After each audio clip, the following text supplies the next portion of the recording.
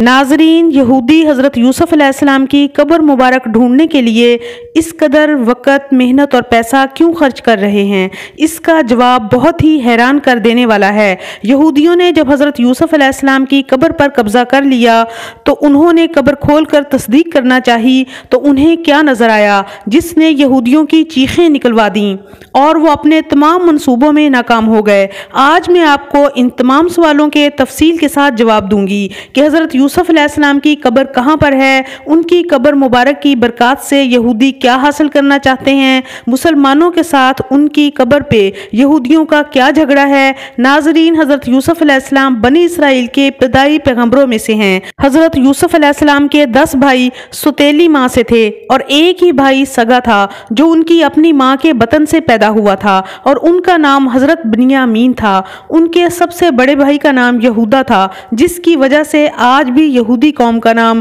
یہودی ہی لیا جاتا ہے۔ ناظرین، حضرت یعقوب علیہ السلام اپنی تمام اولاد کے ساتھ موجودہ فلسطین، جسے اس زمانے میں کنعان کہا جاتا تھا، میں رہائش پذیر تھے۔ حضرت یعقوب علیہ السلام کے کئی بیٹے تھے جن میں حضرت یوسف علیہ السلام سب سے چھوٹے بیٹے تھے۔ ایک تو حضرت یوسف بے انتہا حسین اور خوبصورت تھے۔ انہیں نبی کریم صلی اللہ علیہ وآلہ وسلم کے حسن کے نصف کے برابر حسن عطا کیا گیا تھا اور چھوٹے ہونے کی وجہ سے باپ کو بھی بہت ہی پیارے تھے۔ حضرت یوسف ابھی بچے ہی تھے کہ انہوں نے خواب میں دیکھا کہ 11 ستارے اور چاند سورج مجھے سجدہ کر رہے ہیں۔ یہ خواب سن کر حضرت یعقوب علیہ السلام حضرت یوسف علیہ السلام سے اور بھی زیادہ پیار کرنے لگے اور سختی سے منع کر دیا کہ اپنے دوسرے سوتیلے بھائیوں کو یہ خواب نہ سنانا، کہیں ایسا نہ ہو کہ وہ شیطان کے فریب میں آ کر تیرے خلاف کوئی بری تدبیریں کرنے لگ جائیں۔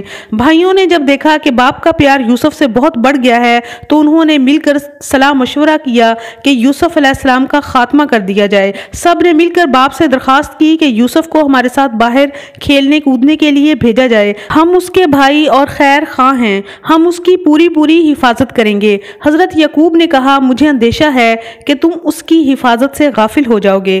انہوں نے باپ کو یقین دلایا کہ ایسا ہرگز نہیں ہو سکتا۔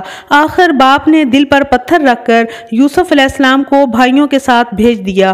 بھائیوں نے اسے باہر لے جا کر ایک اندھے کنویں میں پھینک دیا اور رات کو روتے ہوئے گھر واپس آ گئے اور باپ سے کہا کہ ہم آپس میں دوڑ لگا رہے تھے، یوسف سامان کے پاس بیٹھا ہوا تھا کہ ایک بھیڑیا آ کر اسے کھا گیا، اور ثبوت میں حضرت یوسف علیہ السلام کا ایک خون آلود کرتا بھی باپ کے سامنے پیش کر دیا۔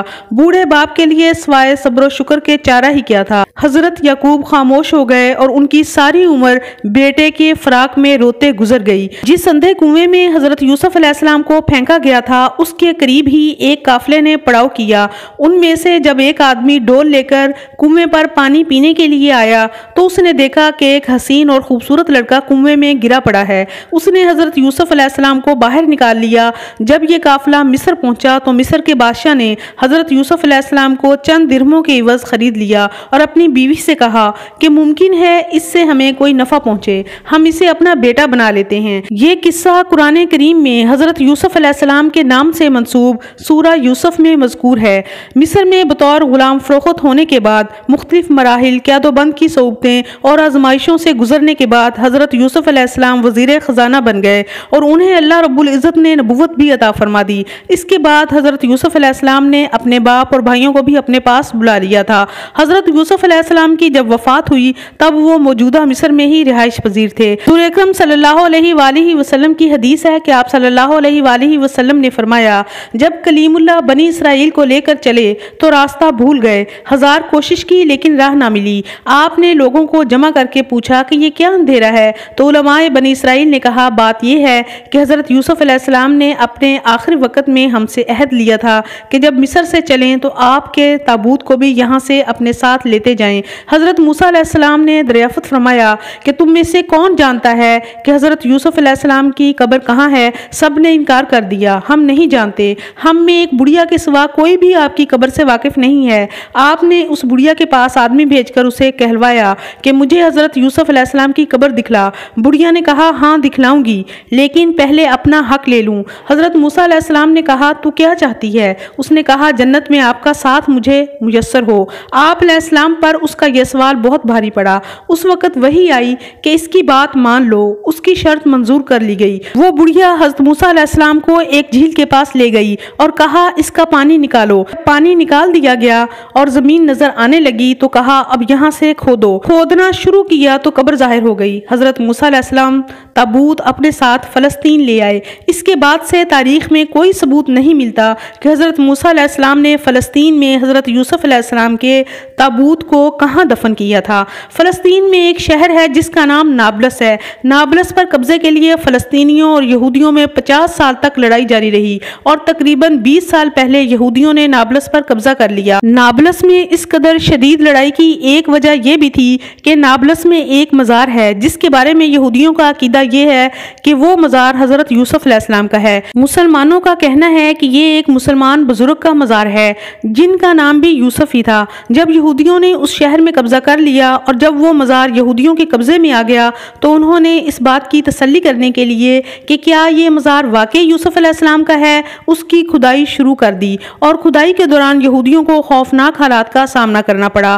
ہر بار کھدائی میں خوفناک سانپ کسی نامعلوم جگہ سے نکل آتے تھے۔ ان سانپوں کو یہودی پوری کوشش کے باوجود نہیں مار سکے اور ہار مانتے ہوئے یہودیوں نے کھدائی کرنا بند کر دی اور کوشش کی کہ کھدائی کی یہ تفصیلات باہر نہ جا سکیں کیونکہ اس ناکامی پر پوری دنیا میں یہودیوں کا مذاق بن سکتا تھا۔ اس کے ساتھ ساتھ یہودیوں نے ماہرین ارضیات کی خدمات حاصل کی جنہوں نے قبر کی مٹی کے نمونے لے کر بتایا کہ یہ قبر ہزاروں سال پرانی نہیں ہے بلکہ صرف 200 سے 250 سال پرانی ہے۔ اس سے مسلمانوں کی بات سچ ثابت ہوتی ہے کہ یہ قبر واقعی کسی بزرگ کی ہے کیونکہ یہودی اس پہ بے تحاشا سرمایہ خرچ کر چکے تھے، اس لیے انہوں نے اس کو حضرت یوسف علیہ السلام کی قبر کے نام سے مشہور کیا اور یہاں تورات اکیڈمی بنا دی۔ یہاں پہ یہودیوں کے بچوں کو تورات سکھائی جاتی تھی۔ بعد میں انہوں نے اس مزار پہ ایک فوجی چوکی قائم کر دی کیونکہ ان کا عقیدہ ہے کہ حضرت یوسف علیہ السلام کی قبر کی برکت سے وہ ہر جنگ میں فتح یاب ہوں گے۔ اسی وجہ سے انہوں نے اس قدر طویل جنگ لڑ کے اس علاقے کا کنٹرول حاصل کیا، لیکن پھر بھی یہ اپنے مقصد میں ناکام رہے۔ اس وقت پوری دنیا میں کسی کو معلوم نہیں ہے کہ حضرت موسیٰ علیہ السلام نے مصر سے فلسطین واپسی پہ فلسطین میں کس جگہ پہ حضرت یوسف علیہ السلام کے تابوت کو دوبارہ دفن کیا تھا۔ یہودی اپنے تابوت سکینہ کی طرح حضرت یوسف علیہ السلام کی قبر مبارک کو بھی تلاش کر رہے ہیں تاکہ ہر میدان میں اپنی فتح کو یقینی بنا سکیں۔